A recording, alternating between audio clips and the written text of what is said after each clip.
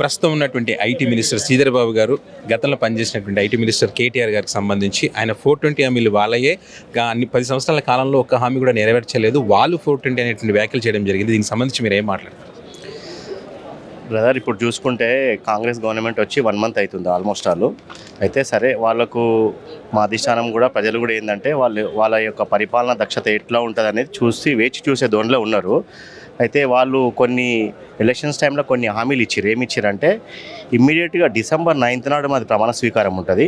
ప్రమాణ స్వీకారం అయిన నెక్స్ట్ డేనే మేము 2 లక్షల రూపాయలు రుణమాఫీ చేస్తామని చెప్పారు. మరి అలా ఈరోజు ఆల్మోస్ట్ 1 మంత్ అయిపోయింది కదా, మరి 2 లక్షల రూపాయలు ఇప్పటివరకు రుణమాఫీ కాలేదు. అయితే అప్పుడు రేవంత్ రెడ్డి గారు ఇదొకటి మైనస్ పాయింట్ అయిపోయింది వాళ్ళకు. రేవంత్ రెడ్డి గారు ఏం చెప్పారంటే ఎలక్షన్ హామీలల్లో మేము గెలిస్తే ఇప్పుడు మీరు రైతు బంధు ఇప్పుడు ఎవ్వరికి మేము కోర్టుల కేసేసి ఆపినామని చెప్పి మా పేరు బదలాం చేస్తారు అని టీఆర్ఎస్ ప్రభుత్వం మమ్మల్ని అన్నదని చెప్పి రేవంత్ రెడ్డి అన్నాడు. మా ప్రభుత్వం 9 తారీఖు నాడు December నాడు ఫైళ్ళ మీద సంతకం అయిపోగానే నెక్స్ట్ డేనే మీకు 15,000 రూపాయలు రైతు బంధు చేస్తామని చెప్పి వేసారు. నేను కూడా ఒక రైతుని, నాకు కూడా ఒక 3 ఎకరాల జాగ ఉంది. ఇప్పటివరకు అతి లేదు గతి లేదు. అట్లా సన్నకారు చిన్నకారు రైతులు చాలామంది వాళ్ళు ఇప్పుడు పంట వేసుకోనికే వెయిట్ చేస్తున్నారు. అదే కేసీఆర్ ప్రభుత్వం అయితే ఆయన ఎవ్వరు చెప్పకుండానే కరెక్ట్ 6 నెలలకు టింగుమని SMS వస్తుండే, రైట్? పెన్షన్స్ చేస్తామని చెప్పి పెన్షన్ మీద ఎంబడే మా 9 తారీఖు గవర్నమెంట్ అయిపోగా నెక్స్ట్ డేనే 9 తారీఖు నాడు పెన్షన్ అమలు చేస్తామని చెప్పారు. ఎవరు ఇచ్చారు అమలు? ఏడా హామీలు అవుతున్నాయి? ఇచ్చిన హామీలు అమలు అవుతున్నాయి చూస్తూనే ఉన్నాం కదా. వాళ్ళు ఇచ్చినవి అన్నీ కూడా అవి నెరవేర్చలేనివి, వాళ్ళకి స్థాయికి తగ్గట్టు కాకుండా అంటే కార్యరూపం దాల్చేవి. ఓన్లీ ఎలక్షన్ మేనిఫెస్టోలో వాళ్ళు ఏంటంటే పబ్బం గడుపుకోనికే పబ్లిక్ని మభ్యపెట్టడానికే చేసినటువంటి హామీలు అవి. ఇప్పుడు చూస్తారు చూడండి, ఇంకొక నెక్స్ట్ రాబోయే 1 మంత్ 2-3 మంత్స్లో కాంగ్రెస్ యొక్క బండారం బయటపడుతుంది. పబ్లిక్ కుద్దు వాళ్ళంతలో వాళ్ళే రివర్స్ అయ్యే ప్రయత్నం, వాళ్ళే రివర్స్ అవుతారు, పబ్లికే రివర్స్ అవుతారు. ఎందుకు వచ్చింది? ఇప్పుడే చాలామంది గ్రామ స్థాయిల అవ్వలే కానీ అన్నలే కానీ తమ్ములే కానీ వాళ్ళు ఎంత ఒక బాధలు ఉన్నారంటే, అరే మేము కొంతమంది ఎమ్మెల్యేలని మీద వ్యతిరేకత ఉంది కానీ ఇట్లా కేసీఆర్ గారే ఓడిపోయారని చెప్పేసి చాలా బాధపడుతున్నారు పరిస్థితి ఉన్నది. అంటే ఇదేదో నేను పార్టీలో ఉన్నాను చెప్తలేను. ఆయన పరిపాలన దక్షత ఎట్లుంటుందంటే అట్టడుగు వర్గాలని, సబ్బండ వర్గాలని, కర్తక కార్మిక వర్గాలని ఆయన ఆవాక్కున చేర్చుకొని వారి యొక్క జీవన విధానం ఏ విధంగా ఉందని చెప్పేసి నిజమైన శైలిలో ఆయన ఈ స్కీమ్లని రూపొందించిండండి. అది ఆయనకొక్కనికే అది సాధ్యమవుతుంది. వీళ్ళు ఏంటంటే పవర్లకు రావాలని చెప్పేసి అన్ని ఎలక్షన్స్ టైంలో వాళ్ళు సోషల్ మీడియాలో అన్ని గ్లోబల్ ప్రచారం చేసి ఆ గ్లోబల్ ప్రచారం వాళ్ళు సక్సెస్ అయ్యారు. కానీ నిజం ఎప్పుడైనా బయటపడుతుంది కదా, బట్టబయలు అవుతుంది కదా.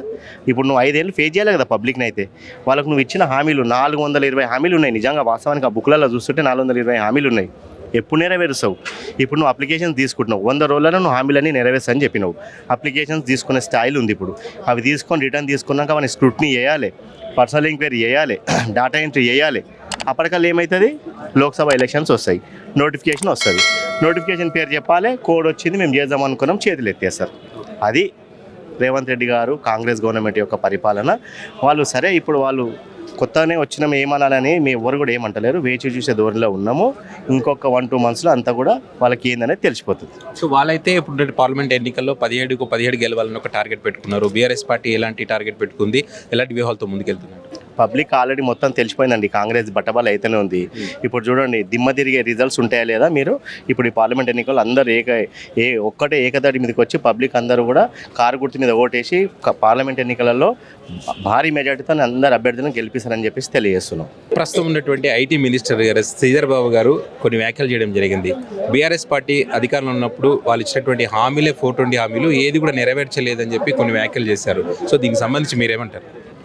ఇప్పుడు ఏదైతే వాళ్ళకు చేతగాని ప్రభుత్వం కింద మేము లెక్కిస్తున్నాం, కొత్త పిచ్చగాడికి ఎట్లున్నదో అట్లా ఆ లెక్కలు ఉన్నాయి వాళ్ళ సంగతి.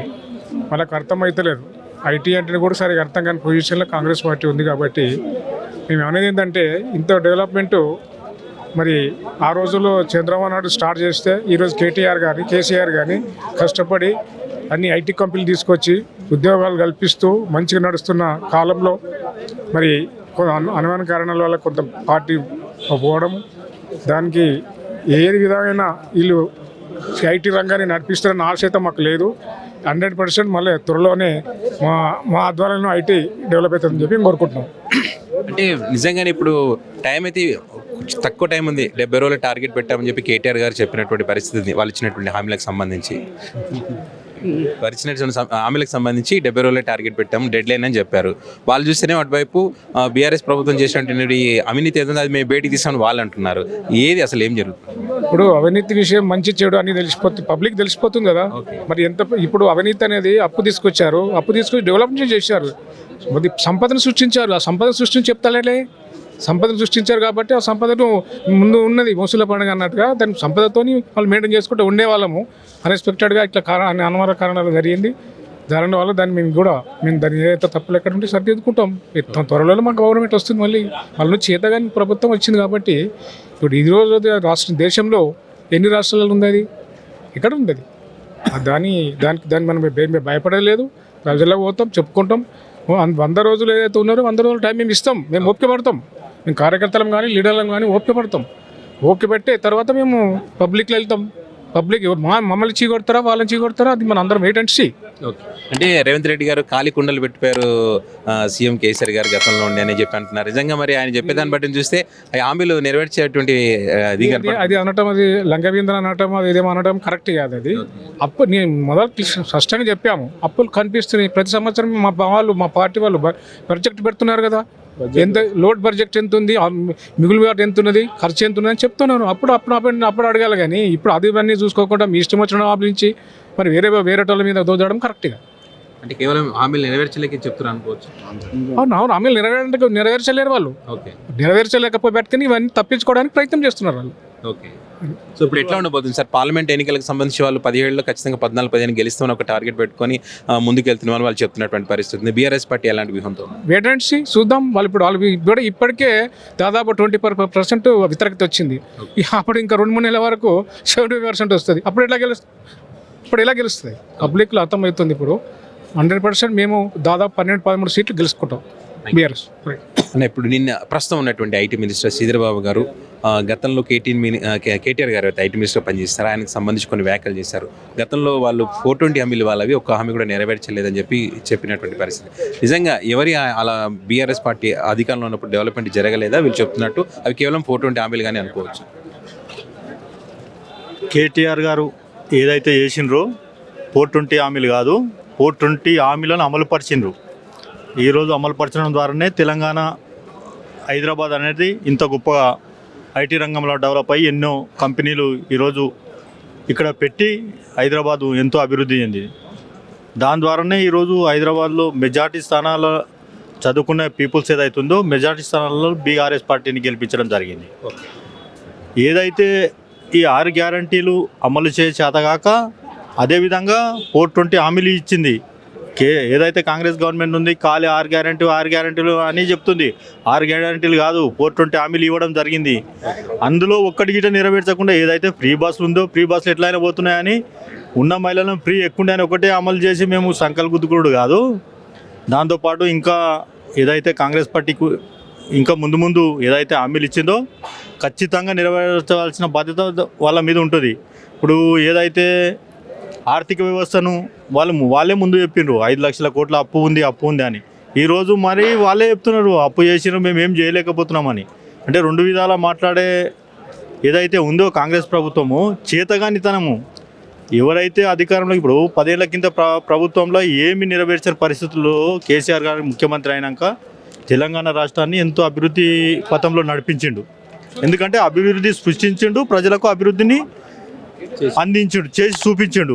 ఇది కాంగ్రెస్ ప్రభుత్వంకు చేతగాక ఏదైతే తప్పించుకోవాలి ఇచ్చిన హామీలను, వాళ్ళు తొలుత ఇచ్చిన హామీలనే రైతు బంధు కానీ 2 లక్షల రుణమాఫీని కానీ నెరవేర్చకపోయారు. ఇవి అన్నీ ఫస్ట్ 2 హామీలే వాళ్ళకి చేతగాకపోయింది. దీంతో ప్రభుత్వం ప్రజలను ముంబై పెట్టి ఏదైతే ఎంపీ ఎలక్షన్లు ఉంటున్నదో దాని ద్వారా దరఖాస్తులు స్వీకరించి ఒక 2-3 నెలలు గడిపి విచారణ పేరుతోటి అన్నీ మోసం చేయాలని ప్రయత్నం చేస్తుంది.